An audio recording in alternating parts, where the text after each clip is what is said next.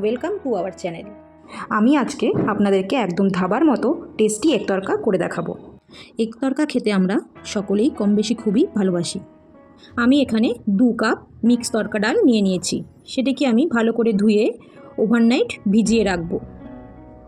আমি উপকরণে কি কি নিয়েছি চলুন তাহলে দেখে নিই। আদা রসুনের পেস্ট, আদার কিমা, রসুনের কিমা, কয়েক কোয়া গোটা রসুন, টমেটো কুচি আর পেঁয়াজ কুচি। আমি ওভারনাইট ভিজিয়ে রাখার পর ডালটিকে প্রেশার কুকারে 4টে সিটি দিয়ে নেব। তার মধ্যে দিয়ে দেব কয়েক কোয়া গোটা রসুন, হলুদ গুঁড়ো, লঙ্কা গুঁড়ো, পরিমাণ মতো ও স্বাদ অনুযায়ী নুন এবং জিরে ও ধনে গুঁড়ো। আমি এই তড়কা ডালটির মধ্যে 500 ml জল দিয়ে দিচ্ছি।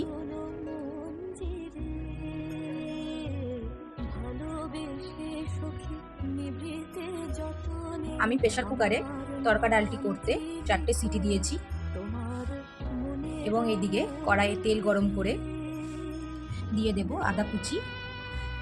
আমি আদাটাকে হালকা একটু ভেজে দিয়ে দেব রসুন কুচি, যে রসুনগুলো আমি গ্রেট করে রেখেছিলাম।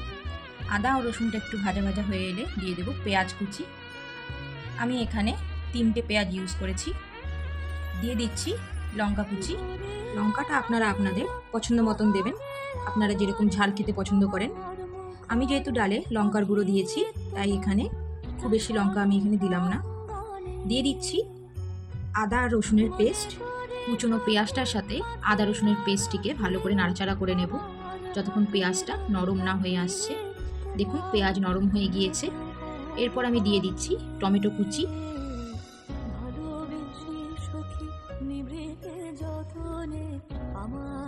টমেটোটাও কিন্তু সমস্ত কিছুর সাথে ভালোভাবে নরম হয়ে গেছে। আমি একে একে দিয়ে দিচ্ছি এরপর হলুদ গুঁড়ো, ধনে গুঁড়ো, জিরে গুঁড়ো, নুন, কাশ্মীরি রেড চিলি পাউডার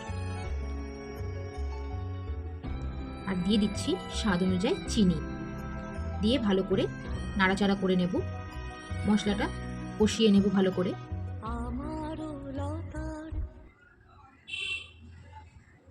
দেখুন মশলা থেকে তেল ছেড়ে এসেছে। এরপর আমি একটু ঢেকে রাখবো। ততক্ষণে আমি 2টো ডিমকে ভালো করে ফেটিয়ে নেব।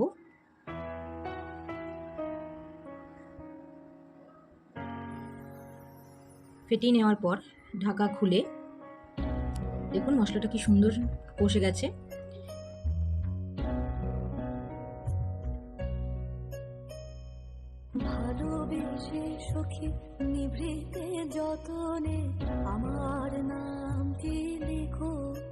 আমি মাঝখানে একটু জায়গা করে নেব।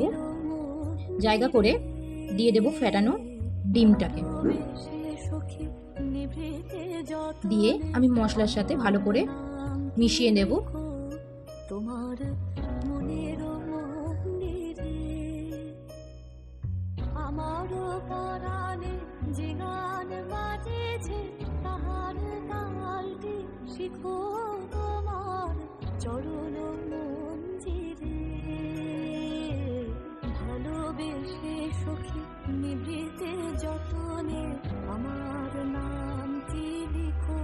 তড়কা ডাল সেদ্ধ হয়ে গিয়েছে। এরপর আমি মশলাটার সাথে আমি তড়কা ডালটা মিশিয়ে দেব।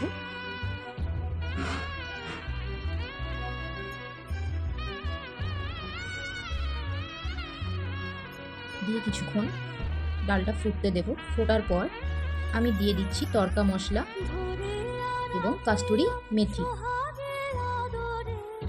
দিয়ে আরও কিছুক্ষণ ফুটিয়ে নেব।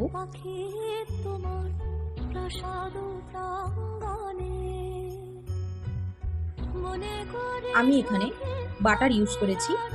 আমি এখানে 1 চামচের মতো বাটার দিয়ে দিচ্ছি। আপনারাও ঘরে এরকম করে একবার বানিয়ে দেখুন। আশা করি ছোট বড় সবারই খুবই ভালো লাগবে। আমার এই তড়কা রেসিপিটি আপনাদের যদি ভালো লেগে থাকে অবশ্যই like, comment, share and subscribe করে আমার পাশে থাকবেন। ধন্যবাদ।